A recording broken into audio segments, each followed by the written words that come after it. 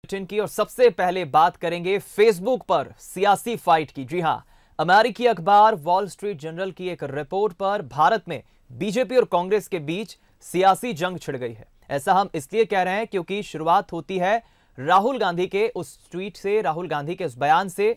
इस रिपोर्ट का हवाला देते हुए कांग्रेस के पूर्व अध्यक्ष राहुल गांधी ने यह आरोप लगाया है कि बीजेपी और आरएसएस फेसबुक और व्हाट्सएप को नियंत्रित करते हैं और इसके जरिए नफरत फैलाने का काम किया जा रहा है। यह राहुल गांधी ने अपने फेसबुक पर बड़ा पोस्ट करते हुए आरोप लगाया है बीजेपी और आरएसएस पर। वहीं बीजेपी नेता और सूचना प्रौद्योगिकी मंत्री रविशंकर प्रसाद ने पलटवार करते हुए लिखा है कि जो लूजर पार्टी के ही लोगों को प्रभावित नहीं कर सकते, वो इस बात का हवाला देते रहते हैं कि पूरी दुनिया को बीजेपी और आरएसएस नियंत्रित करती है। चुनाव से पहले डेटा को हथियार बनाते हुए राहुल गांधी पकड़े गए थे। कैम्ब्रिज एनालिटिका फेसबुक से कांग्रेस का गठजोड़ पकड़ा गया था। ऐसे लोग बेशर्मी से सवाल खड़े करते हैं। रविशंकर प्रसाद ने कहा, तथ्य यह है कि आज सूचना और अभिव्यक्ति की स्वतंत्रता है। ये अब आपके परिवार द्वारा नियंत्रित नहीं किया जाता है और इसलिए आपको दुख होता है। खैर, आपने बेंगलुरु हिंसा की निंदा नहीं की, आपकी हिम्मत कहां चली गई? रविशंकर प्रसाद के ट्वीट पर कांग्रेस नेताओं ने भी पलटवार किया है।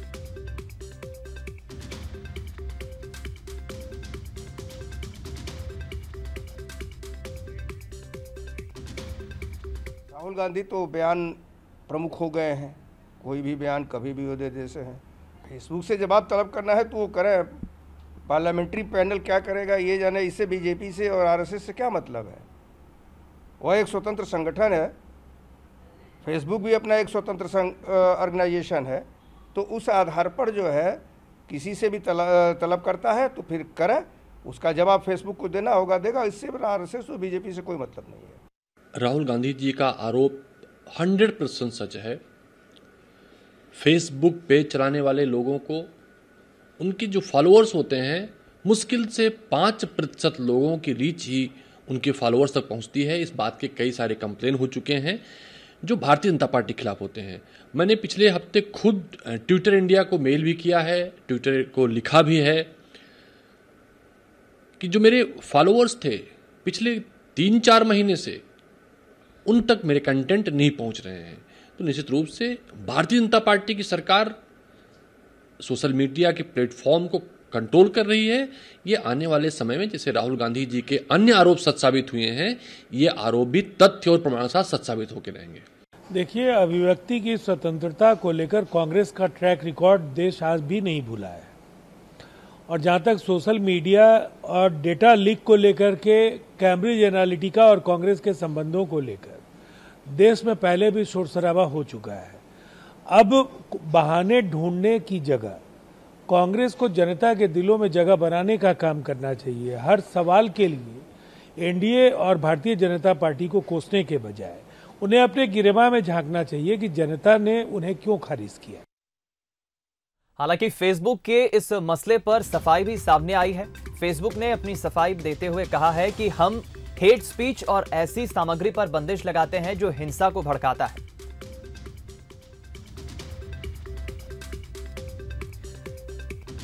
चलिए, तो फिलहाल ज्यादा जानकारी और बातचीत के लिए हम सीधा रुख करेंगे। हमारे साथ न्यूज रूम से विशेष संवाददाता विजय मांडगे लाइव जुड़ रहे हैं।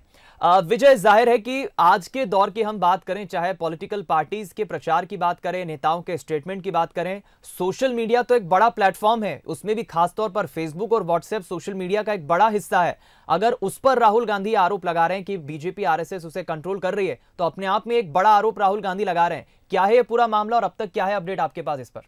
देखिए दीपक, ये जो वॉल स्ट्रीट जर्नल है, अमेरिकी अखबार, उसने रिपोर्ट दी है और ये रिपोर्ट में दावा किया गया है कि भारत में बीजेपी नेताओं के जो भड़काऊ भाषण हैं उनको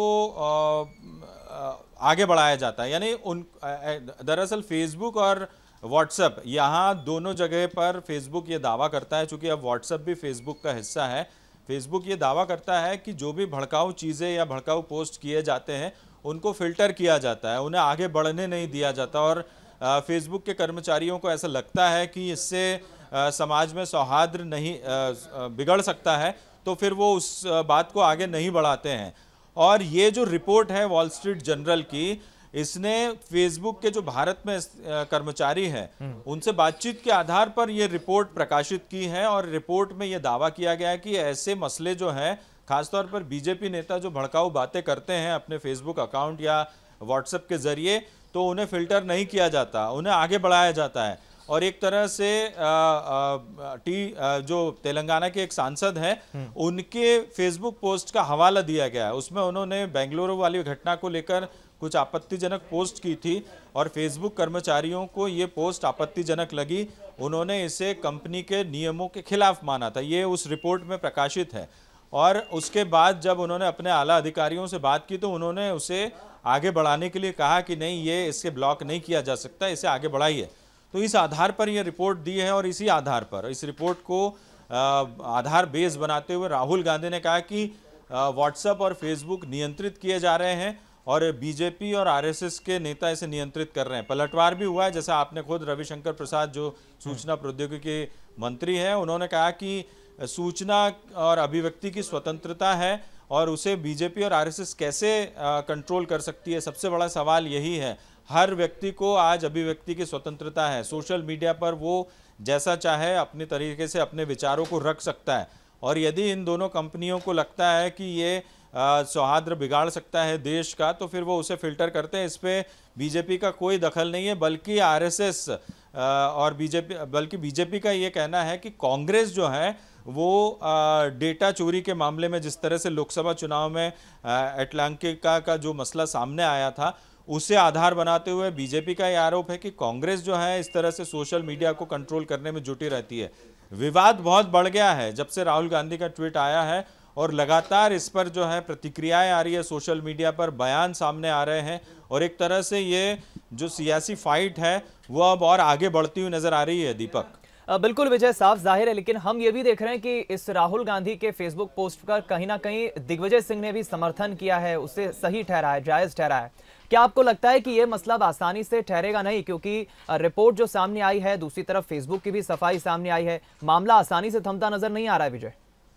बिल्कुल, जाहिर तौर पर कांग्रेस के जो नेता है, खासतौर पर हम छत्तीसगढ़ और मध्य प्रदेश के नेताओं की बात करें, टीएस सिंहदेव ने भी समर्थन किया है राहुल गांधी के इस ट्वीट का और दिग्विजय सिंह ने भी समर्थन किया है और कांग्रेस तो समर्थन कर ही रही है। कांग्रेस राहुल गांधी के साथ खड़ी है और राहुल गांधी ने जो आरोप लगाए हैं उसका तमाम सारे नेता समर्थन कर रहे हैं। लेकिन बीजेपी की तरफ से भी पलटवार है और बीजेपी के जो नेता हैं वो इन तमाम सारे आरोपों को खारिज कर रहे हैं। और फेसबुक ने भी अपनी सफाई में यही कहा है कि सभी पहलुओं को ध्यान में रखकर ही वो उस पोस्ट को आगे बढ़ा। चलिए, मैं लौटूंगा आपके पास विजय। एक बार हम इस वक्त इंदौर का चलिए रुक कर लेते हैं। हमारे साथ पीयूष पारे जुड़ गए संवाददाता और उनके साथ कुछ युवा भी जुड़ गए हैं। हम उनसे ही सीधी बातचीत कर लेते हैं, प्रतिक्रिया लेते हैं। पीयूष, इंदौर के युवा क्या सोचते हैं, क्योंकि युवा एक बड़ी संख्या में सोशल मीडिया का इस्तेमाल करता है, उनका क्या कहना है इस पूरे मसले पर?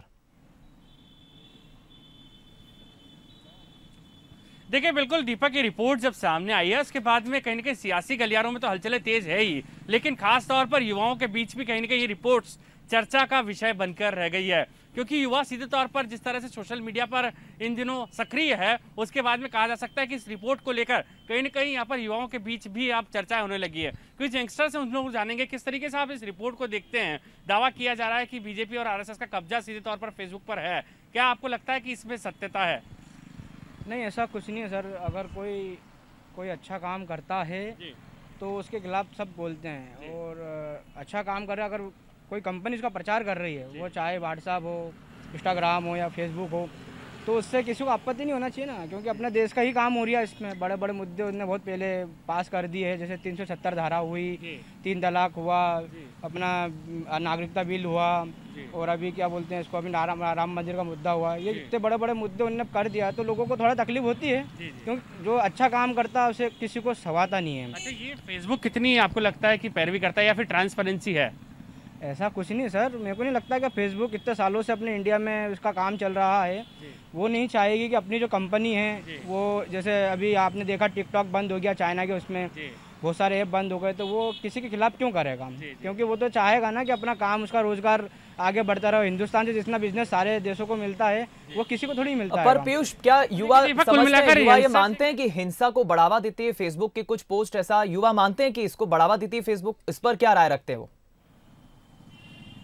जी आप क्या मानते हैं, क्या फेसबुक हिंसक पोस्टों को बढ़ावा देते हैं? आप लोग कुछ ऐसा पोस्ट करते हैं तो क्या रिएक्शन होता है? नहीं, ऐसा कुछ नहीं है। ऐसा कुछ नहीं है, क्योंकि मैंने एक बार आपत्तिजनक फोटो डाल दिया था। मेरा ही था, मतलब मैंने ओपन करके डाल दिया था, तो वो उन्होंने बोला, फेसबुक ने मुझे ब्लॉक कर दिया। अच्छा। तो वो यही चाहता है ना कि मतलब अगर कोई भी आपत्तिजनक गलत चीज़ डालेगा तो वो तो ऑटोमेटिक जो कंपनी है फेसबुक वो ब्लॉक कर देती इंसान को। तो मेरे ख्याल से अच्छा है वो, मतलब किसी ने बोल दिया है कि जैसे अब किसी का नाम नहीं लेना चाहिए, किसी के अपन खिलाफ नहीं है, बाकी जो अच्छा काम करता है और कंपनी कोई सी भी, जैसे फेसबुक हुआ, इंस्टाग्राम हुआ या फिर व्हाट्सअप हुआ, अभी जो चल रहा है ऐप चल रहे हैं, नए अपने इंडिया के भी ऐप चल रहे हैं, तो उसमें अगर वो मैं अगर अच्छा काम कर रहा हूँ तो आप अगर मेरे लिए बढ़ावा करेंगे तो लोग तो चार बोलेंगे ना, और वो एक इंसान है इतना काम कर रहा है, उसके बाद अपन उसके खिलाफ कर रहे हैं, उसको गिराने के लिए वो सारे अपन। देखिए दीपक, कुल मिलाकर ये प्रतिक्रिया सीधे तौर पर युवाओं की है। युवाओं का कहना है कि अगर फेसबुक पर कोई आपत्तिजनक पोस्ट डाली जाती है तो सीधे तौर पर फेसबुक उसे हटा देता है। हालांकि जिस तरह से यहाँ पर आरएसएस और बीजेपी का कब्जा होने की बात कही जा रही है, उसे लेकर कहीं ना कहीं युवाओं में चर्चाएं जरूर होने लगी। बिल्कुल, और सियासी घमासान भी इस पर तेज हो गया है। पीयूष, चलिए मैं फिलहाल इस वक्त इस पूरी खबर पर और इस पूरी रिपोर्ट पर हमारे साथ दो पॉलिटिकल पार्टीज के जो है स्पोक्स पर्सन नेता भी जुड़ गए हैं। हमारे साथ राकेश सिंह चतुर्वेदी जी जुड़ गए हैं, पूर्व मंत्री हैं, कांग्रेस के नेता हैं। दूसरी तरफ हितेश वाजपेयी जी जुड़ गए हैं, बीजेपी के नेता। सबसे पहली प्रतिक्रिया राकेश सिंह जी मैं आप ही की लूंगा। कांग्रेस को आखिर ऐसा क्यों लगता है कि फेसबुक और व्हाट्सएप को बीजेपी और आरएसएस कंट्रोल कर रही है? देखिए, कांग्रेस को नहीं लगता है। जब ये अमेरिका के अखबार लिखते हैं तो कहीं ना कहीं इस बात की सत्यता है, और जो लोग पढ़ते हैं इनके ट्वीट वगैरह इंस्टाग्राम पे, फेसबुक पे और इन चीजों पर, तो उनको साफ दिखता है कि ये हिंसा फैलाने वाली बातें, घृणा फैलाने वाली बातें करते हैं। और दूसरी तरफ भारतीय जनता पार्टी ये कहती है कि ये हमारा राइट है संवैधानिक कि हम सूचना तंत्र का उपयोग करेंगे, स्वतंत्रता है हमारी बोलने की। तो ये मुझे लगता है कहीं ना कहीं ये विक्षिप्त मानसिकता है। स्वतंत्रता बोलने की है, अच्छी बात बोलने की, और किसी को क्रिटिसाइज करने का है तो उसको अच्छे संसदीय भाषा में क्रिटिसाइज करने का है। लेकिन भारतीय जनता पार्टी और आरएसएस ने ये मन बना लिया है कि वो जितनी घृणित भाषा बोले, चाहे राहुल जी के बारे में, चाहे सोनिया जी के बारे में, चाहे कांग्रेस के बारे में, और इनका एक पूरा कॉकस काम करता है। ये लोगों की इज्जत के साथ खिलवाड़ करते हैं, उनकी प्रतिष्ठा को खराब करने का काम करते हैं। अपने गरेबान में झांक के नहीं देखते हैं कि नरेंद्र मोदी का जीवन कैसा है, इनका वैवाहिक जीवन कैसा रहा, इन्होंने क्या किया परिवार के साथ, महिला के साथ क्या किया, इस पर कभी नहीं बोलना चाहेंगे। और खुल के अगर बोलें तो इनको साफ दिखेगा कि अपने गरेबान में झांकेंगे। जितने ये घृणित लोग हैं, जितने गंदे काम, मैं जवाब ले लेता हूं इस पर। राकेश जी, बीजेपी नेता हमारे साथ हितेश वाजपेयी जी भी फोन लाइन पर जुड़े हुए हैं। हितेश जी, बड़े आरोप आपकी पार्टी पर लगे हैं, क्या कहेंगे आप? हितेश जी, सुन पा रहे हैं आप? लगता है हितेश जी से हमारा संपर्क नहीं हो पा रहा है, हितेश जी से हमारा संपर्क टूट गया है। एक छोटा सा कमेंट लेके फिर मैं बातचीत को विराम दूंगा। राकेश जी, क्या लगता है, क्योंकि हम देख रहे हैं कि आज के वक्त में तो सोशल मीडिया एक बड़ा हथियार है, एक बड़ा प्लेटफॉर्म है पॉलिटिकल पार्टीज के लिए, नेताओं के लिए, चाहे अपने विचार अभिव्यक्त करना हो, कोई बात रखनी हो, और अगर उसी पर अंकुश अगर कोई पर्टिकुलर पार्टी या कोई राजनीतिक दल लगाता है तो ये कितना आप इसे गलत मानते हैं, खासतौर पर भारत जहां संविधान हमें अभिव्यक्ति की आजादी देता है? मैं वही कह रहा हूँ कि तालिबान में और इन भाषाओं में क्या अंतर है? पूरी दुनिया उन पे क्यों बेल लगाती है? आतंकवादियों पर, गलत बोलने वालों पे क्यों बेल लगाती है? इसलिए लगाती है कि जो समाज में घृणित काम करें, जो लोग समाज में दूषित वातावरण फैलाएं, जिन शब्दों से हिंसा पनपती हो, जिन शब्दों से लोगों में वैमनस्यता पैदा होती हो, और वो शब्द कम से कम मीडिया पे नहीं आने चाहिए। प्रिंट मीडिया हमेशा इसका ख्याल रखते थे, इलेक्ट्रॉनिक मीडिया रखता था, लेकिन सोशल मीडिया जब से आया है तो इसको हमने संवैधानिक स्वतंत्रता की पराकाष्ठा मान ली है जी। और इसी से इस देश में ये तमाम इस तरीके की घटनाएं होती हैं। किसी के चरित्र का हनन करना होता है, किसी को बदनाम करना होता है, किसी को हैंग कर, किसको टेम्पर्ड करके किसी का बयान बदल देते हैं जी। तो ये हेट पॉलिसी जो अपनाई है जी, ठीक। बीजेपी और आरएसएस ने अपनाई। आप बने रहिए राकेश जी हमारे साथ। न्यूज हेड शरद द्विवेदी जी भी फोन लाइन पर इस वक्त जुड़ गए हैं। शरद जी, आप क्या राय रखते हैं? ये रिपोर्ट जो पूरी सामने आई है उसके बाद हम देख रहे हैं कहीं ना कहीं बीजेपी और कांग्रेस सामने सामने हो गए। देखिए, मुझे लगता है कि ये एक ऐसा विषय है जिस पर डिबेट खूब होती है, होगी और होनी भी चाहिए, क्योंकि चाहे अमेरिका के चुनाव अब ज्यादा दूर नहीं है, माफ कीजिएगा, वहां भी ये मसला ज़ेरे बहस होता है कि सोशल मीडिया का किस तरह इस्तेमाल हो रहा है। सोशल मीडिया आज के दौर में एक बड़ी ताकत है और कुछ लोग तो उत्साह में अब उसको, जैसे पत्रकारिता को चौथा स्तंभ कहते हैं, तो सोशल मीडिया को पांचवा स्तंभ कहने लगे हैं। इसमें ना इत्तफाकी हो सकती है, लेकिन बड़ा प्रश्न ये है कि क्या सोशल मीडिया चुनाव पर इतना गहरा असर डालने लगा है कि वो चुनाव की जीत और हार को प्रभावित करने लगा है? तो मुझे लगता है कि ये कहना जल्दबाजी होगा। सोशल मीडिया का सभी इस्तेमाल कर रहे हैं और आज हम ये भी देखते हैं कि खुद सोशल मीडिया ये ऑप्शन प्रस्तुत करता है कि आप पेड सेगमेंट में जाइए और अपनी रिपोर्ट्स को बूस्ट करिए, उसको आगे बढ़ाइए। तो जाहिर तौर पर चाहे आप अपना प्रोडक्ट बेच रहे हों, चाहे आप अपने विचार, राजनीतिक विचारधारा की बात करें, तो ये कोई नया तथ्य नहीं है कि आप सोशल मीडिया का इस्तेमाल करते हैं। लेकिन मुझे ये विषय जो है एक पॉलिटिकल विषय अधिक लगता है। जैसा रविशंकर प्रसाद जी का आरोप है कांग्रेस पर कि 2018 के चुनाव के पहले कैम्ब्रिज एनालिटिका नाम की एक कंपनी के जरिए, जिसने कांग्रेस को ऑफर किया था कि आप फेसबुक के विश्लेषण के लिए हमारी मदद लें। हालांकि कांग्रेस इसका खंडन कर रही है। हमारे साथ शरद जी इस वक्त हितेश बाजपेयी जी भी जुड़ गए हैं, बीजेपी नेता। हितेश जी, आप क्या राय रखते हैं, क्योंकि आपकी पार्टी और आरएसएस पर बड़े आरोप लगाए हैं? देखिए, राहुल गांधी जो है ना, वो मिसगाइडेड पर्सन है टोटली। आप सोचिए, रिपोर्ट किसकी है? वॉल स्ट्रीट जर्नल की है, जो ऑलरेडी देश के खिलाफ लिखने के लिए, भ्रामक खबरें फैलाने के लिए मशहूर है। वो लोग झुकाव के साथ खबरें लिखते हैं, ये सबको पता है। वॉल स्ट्रीट जर्नल जर्नलिज्म में इंटरनेशनली अपनी साख खो चुका है। तो आप सोचिए कि ये हो सकता है दोनों की मिली भगत हो किसी प्रकार का दबाव बनाने के लिए। नहीं तो आप बताइए दीपक जी, आपकी, हमारी या बंसल न्यूज की किसी खबर या किसी पोस्ट को किसी सोशल मीडिया नेटवर्क ने कभी डाउन किया है क्या? तो ये प्रिविलेज थोड़ा ना है राहुल गांधी जी या मोदी जी का, ये तो हर आम आदमी के हाथ में है। तो चलिए आप लोग बता दीजिए, कभी आप लोगों को आउट किया क्या कभी इसने? सुबह से शाम तक आप लोग लिखते हैं, आधे लोग झुकाव में लिखते होंगे, आधे लोग किसी पक्ष में लिखते होंगे, भांति भांति की पोस्ट आती हैं, अपनी परिपक्वता के हिसाब से लोग लिखते हैं। हमने तो कभी नहीं देखा ये। चलिए, तो आप देखेंगे कि वो अपनी नाकामी को कहीं और टिकाने की कोशिश कर रहे हैं। इसमें उन्होंने वॉल स्ट्रीट जर्नल के साथ गठबंधन करके ये फिजूल की एक रिपोर्ट दायर करी है, इसको कोई एक्सेप्ट नहीं करेगा।